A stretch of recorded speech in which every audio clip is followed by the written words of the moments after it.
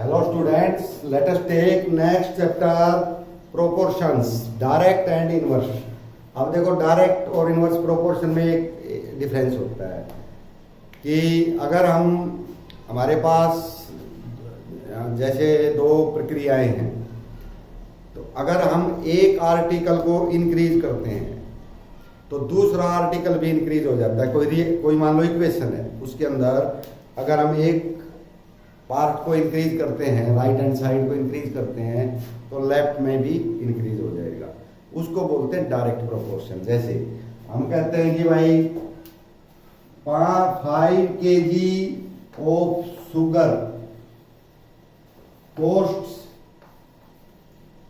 Rupees 200, cost 200 rupees, यानी 5 kilo चीनी का मूल्य है 200 रुपये। अगर हम 5 की जगह 10 कर दें तो ये कम होंगे कि ज्यादा? भाई 5 किलो 200 में आती है तो 10 किलो 400 में आएगी, बढ़ेगा। अगर हम इसको 100 कर दें, 200 की बजाय 100, जैसे 5 किलो 200 रुपये में आती है तो 100 कर दें तो वो तो थोड़ी चीनी आएगी। यानी एक को कम करें दूसरा भी कम हो जाए, एक को ज्यादा करें दूसरा भी ज्यादा हो जाए। इसको बोलते हैं डायरेक्ट प्रोपोर्शन। इनवर्स में उल्टा होता है, एक को बढ़ाएं तो दूसरा कम हो जाए। तो वो हम अगले एक्सरसाइज में लेंगे, पहले हम डायरेक्ट वाला लेते हैं। तो सारे एक जैसे हैं, कोई दिक्कत नहीं है। Following are the car parking charges near a railway station up to this, check if the parking charges are in direct proportion to the parking time. तो क्या पार्किंग टाइम के डायरेक्ट प्रोपोर्शन में है? तो डायरेक्ट क्या होता है कि एक को बढ़ाए तो दूसरा भी बढ़ जाए। जैसे ये है 4 घंटे के लिए 60 रुपये फॉर आवर्स है, 8 के लिए 100 रुपये, 12 के लिए 140 रुपीज, 24 के लिए 180 रुपीज। तो एक चीज तो हमने इसमें देखा है कि अगर हम एक को इंक्रीज करते हैं तो दूसरा भी इंक्रीज हो जाता है, लेकिन हमने ये देखना है भाई कितना इंक्रीज होता है, ये बात ध्यान में रखनी है। तो इसमें इंक्रीज का यही है कि भाई अब इसमें हम देखा 4 घंटे के लिए तो है 160 रुपीज है ओनली, 4 आवर्स 60 रुपीज। उसके बाद आपने देखा कि भाई जो घंटे हैं वो इंक्रीज हो गए, आवर्स 8 हो गए, तो ये 100 हो गए। अब ये तो है कि भाई उसका रेशियो में तो नहीं है, सेम अनुपात तो नहीं है, लेकिन डायरेक्ट प्रोपोर्शन है कि भाई एक को बढ़ाया तो दूसरा भी इंक्रीज हो जाता है। तो ये डायरेक्ट प्रोपोर्शन कहे जाते हैं। ये इनवर्स में तब आएगा जब हम एक को इंक्रीज करें तो दूसरा डिक्रीज हो जाता है, तो उसको हम जो इनवर्स प्रोपोर्शन है तब उसको बोलते हैं। तो इसमें बस यही बात आपने देखनी है, और तो कोई बात नहीं है। तो ये इसमें हमें दे रहे थे कि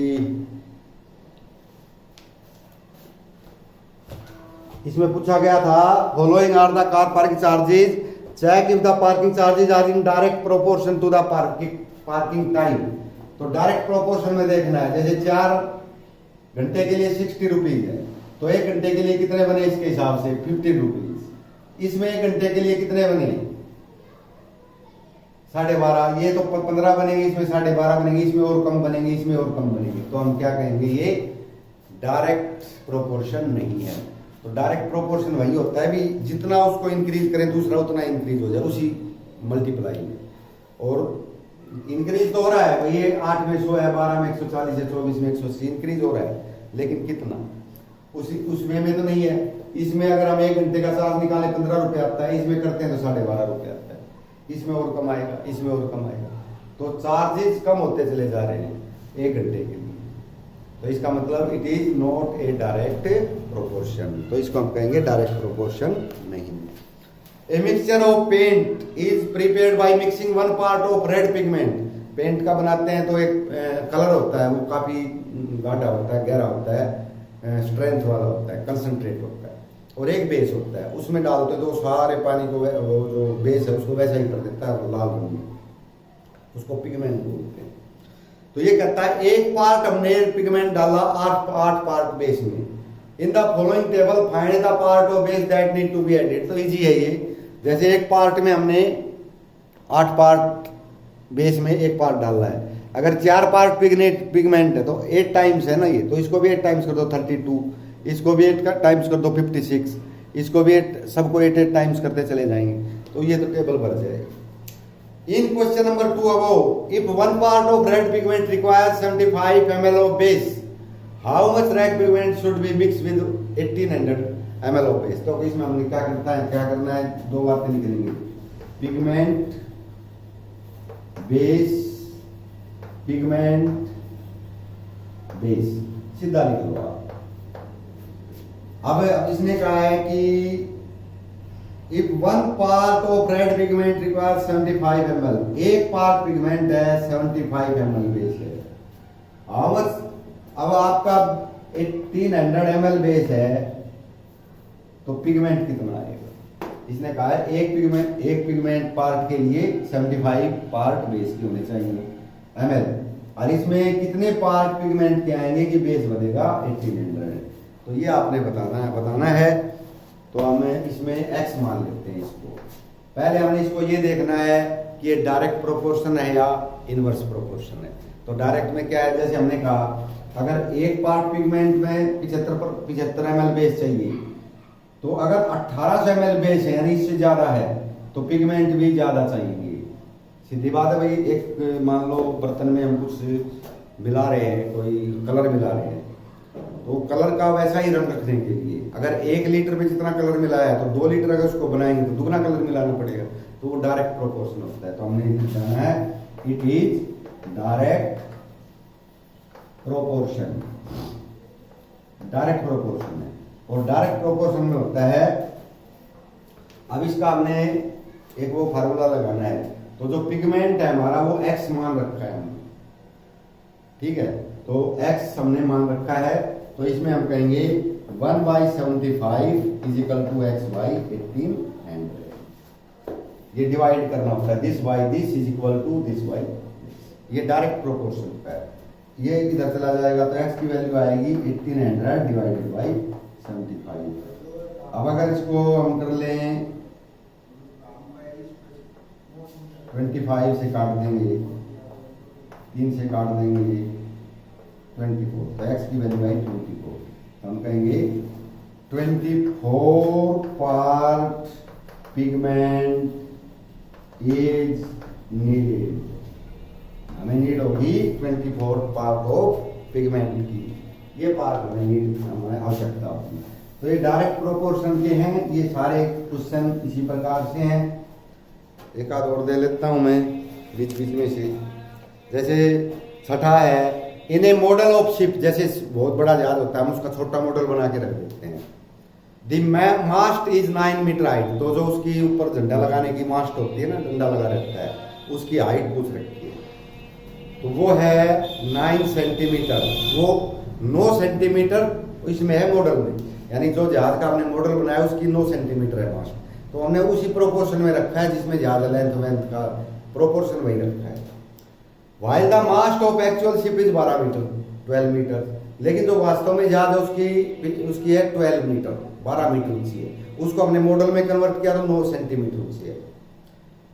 if the length of ship is 28 metre, तो एक्चुअल जो शिप है वो 28 मीटर बड़ा है, तो how long is the model ship, तो मॉडल शिप की लेंथ बतानी है। हम इसमें कर लेंगे,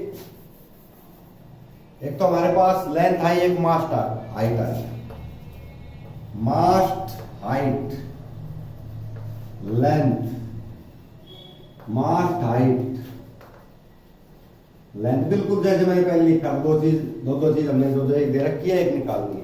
इसने कहा है मास्ट हाइट है 9 सेंटीमीटर, तो लेंथ इसकी आपने निकालनी है। मास्ट हाइट है 12 मीटर, लेंथ है 28 मीटर, तो ये जो एक्चुअल है उसकी है, ये 12 मीटर 28 मीटर, लेकिन जो मॉडल है उसके 9 सेंटीमीटर तो मास है और लेंथ आपने निकालनी है कि लंबाई कितनी होगी मॉडल में। लेकिन एक बात ध्यान रखो, ये मीटर है और ये क्या है सेंटीमीटर, तो हमने क्या है इसके भी, या तो हम इसके सेंटीमीटर बना लें, तो 9 सेंटीमीटर x 1200 सेंटीमीटर 2800 सेंटीमीटर, सारा का यूनिट एक जैसी होनी चाहिए। अब हमें देखना है कि ये डायरेक्ट प्रोपोर्शन है या इनवर्स। तो देखो, जब हमने एक जहाज है उसका मॉडल बनाया है, अगर वो मास्ट बता दिया 12 मीटर है तो उसकी 9 सेंटीमीटर आई, तो मास्ट से हम लगाएंगे। तो अगर हम उसके मास्ट की लंबाई कम कर देते, जहाज के मास्ट की लंबाई 12 मीटर की बजाय 10 मीटर कर देते, तो जो हमारा मॉडल है वो भी छोटा हो जाता। अगर हम जहाज का छोटा करेंगे उसका मॉडल भी छोटा हो जाएगा, जहाज को और बड़ा करेंगे मॉडल भी बड़ा हो जाएगा। तो यानी एक, क्योंकि हमने अनुपात वही रखना है, उसका रेशियो वही रखना है। तो इस तरह से हमने अगर एक चीज को बढ़ाया है तो दूसरी भी यहाँ पे इंक्रीज होती है। If you increase one of the dimension of actual ship then that dimension of model ship is also increase, तो उसी अनुपात में इंक्रीज हो जाएगी। तो ये डायरेक्ट प्रोपोर्शन है, it is direct proportion. Inverse जब होता है जब एक चीज को तो बढ़ाएं दूसरी कम हो जाए तो इनवर्स होता है। तो 9 divided by x is equal to 1200 divided by 2800। तो ये दो जीरो कट जाएंगे, ये इधर आएगा, ये इधर x इधर जाएगा। 9 into 28 by 12 is equal to x इधर चला जाएगा। तो ये 4 से काट दो इसको, तो x की वैल्यू आई 21 सेंटीमीटर। तो length of model ship is 21 centimetre. ये पूछा मॉडल शिप की लेंथ क्या। तो बस ये मैं आगे नहीं बताऊंगा, ये सब ऐसे ही है, आपने देख लेना है। जैसे मैं 10 पेपर ले लेता हूँ। चलो, a loaded truck travels 14 kilometre in 25 minutes. एक लोडेड ट्रक है, यानी ट्रक है भरा हुआ है सामान से, वो 25 मिनट में 14 किलोमीटर जाता है। If the speed remains the same, how far it can travel in 5 hours. 5 घंटे में कितनी दूर जाएगा। तो हम यहाँ पे लिख देंगे distance time, distance time. Distance है 14 किलोमीटर, टाइम है 25 मिनट्स। ये किलोमीटर ले लेंगे। डिस्टेंस आपने निकालना है, टाइम है 5 आवर्स, स्पीड वही है। तो पहले तो ये देखना है कि ये डायरेक्ट प्रोपोर्शन है या इनवर्स प्रोपोर्शन है। तो हमने देखा भाई 25 मिनट में 14 किलोमीटर जाता है। अगर हम मिनट टाइम बढ़ा दें 50 मिनट में कितना जाएगा, तो डबल चला जाएगा। भाई 1 घंटे में हम इतनी दूर जाते हैं, 2 घंटे में कितना जाएंगे, डबल जाएंगे। यानी हमने टाइम बढ़ाया तो डिस्टेंस भी बढ़ गया। तो इसको बोलते हैं डायरेक्ट प्रोपोर्शन। पहले तो हम इसको वो ठीक करते हैं, ये मिनट में है, ये 2 किलोमीटर है, ये भी किलोमीटर में आंसर आ जाएगा। ये मिनट है, ये आवर्स है, या तो इसके घंटे बनाए या इसकी मिनट बनाए। तो हम इसकी मिनट बना दे की बात है 300 मिनट्स। 5 घंटे में कितनी मिनट होती हैं 300। ये x रहेगा, ये 25 रहेगा, 14। तो हमने देखा इट इज डायरेक्ट प्रोपोर्शन, ये डायरेक्ट प्रोपोर्शन। अब जा रहे हैं 14 by 25 is equal to x by 300। 300 इधर चला जाएगा, इज इक्वल टू x। ये 14 पे कट गया, 12 पे कट गया। तो x की वैल्यू आ जाएगी 168 किलोमीटर। तो हम कहेंगे the truck will go 168 kilometres in 5 hours. 5 घंटे में पूछा था कितनी दूर चलाते। तो ये आपका है।